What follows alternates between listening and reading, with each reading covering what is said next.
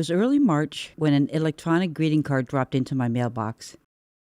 The cover featured a colorful depiction of a young female figure playfully applying lipstick, surrounded by flowers and butterflies, along with the text, "Happy Women's Day."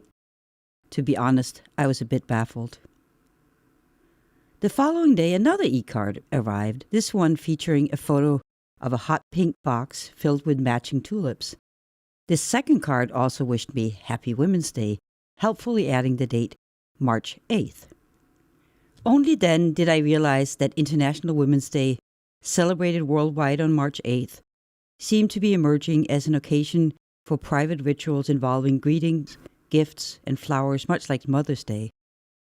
If that is indeed the case, it will be yet another transformation of a holiday that since its inception in the early 20th century has undergone vast changes. The first Women's Day celebration took place in Chicago on May 3, 1908. Organized by the U.S. Socialist Party, it brought together an audience of 1,500 women who demanded economic and political equality on a day officially dedicated to the female workers' cause. The following year, women gathered in New York for a similar celebration. Inspired by these American initiatives, European socialists soon followed suit.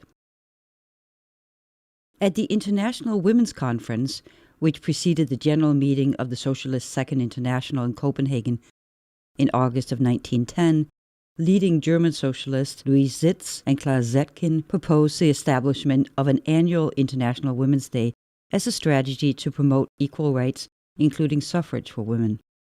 More than 100 female delegates from 17 countries unanimously endorsed the proposal. What would seem a fairly innocuous gesture marked a significant break with socialist tradition.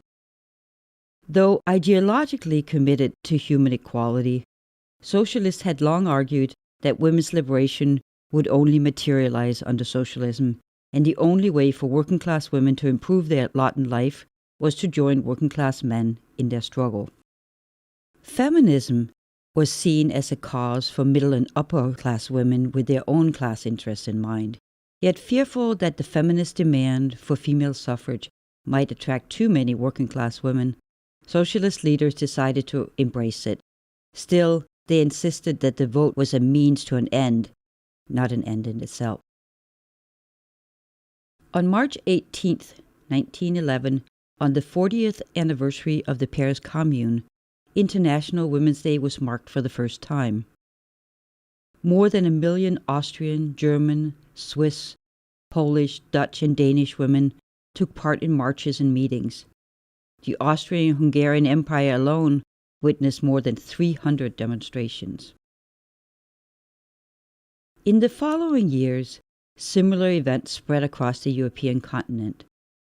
Generally spearheaded by socialist women, demonstrations called for women's rights and female suffrage, and many feminists readily joined their socialist sisters. The outbreak of the First World War in 1914 halted much of the international collaboration that had underpinned International Women's Day and sowed deep divisions among socialist women. Some supported nationalist sentiments, while others protested the war and called for working-class unity across national divides. Eventually, many of these women, including Claire Zetkin, would abandon socialist parties who rallied around the war effort and instead embrace communist parties and organizations. Yet if International Women's Day generally floundered during the war years, it was an International Women's Day celebration that ultimately triggered the Russian Revolution. Russian women had first celebrated International Women's Day on March 8th in 1913.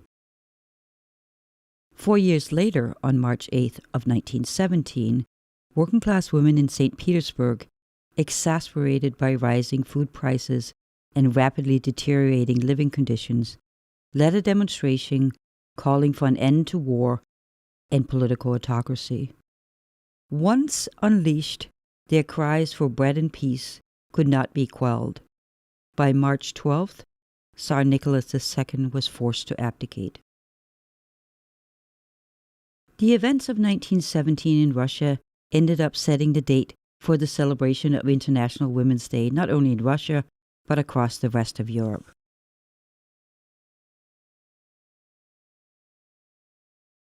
International Women's Day is celebrated annually on March 8th and has been observed for over a century since 1911. The idea for International Women's Day came from socialist activist Clara Zetkin, who proposed the idea at the International Conference of Working Women in 1910. The goal was to celebrate women's achievements, raise awareness of women's rights, and call for gender equality. In 1975, the United Nations officially recognized International Women's Day, and it has since become a global celebration of women's social, economic, and political achievements. Each year, International Women's Day has a different theme, with recent themes including Choose to Challenge and Women in Leadership, achieving an equal future in a COVID-19 world.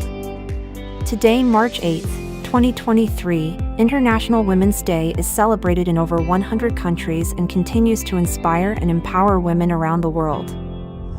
It's the annual International Women's Day celebration put together by the Bank of Industry. Gathered here are women achievers from their different fields, including Nigeria's first female Minister of Trade and Investment, Chief Mrs. Nike Akondi, the Director General of the World Trade Organization, Dr. Mrs. Ngozi Okonjo-Iweala, and the Deputy Secretary General of the United Nations, Mrs. Amina Mohammed, who joined virtually.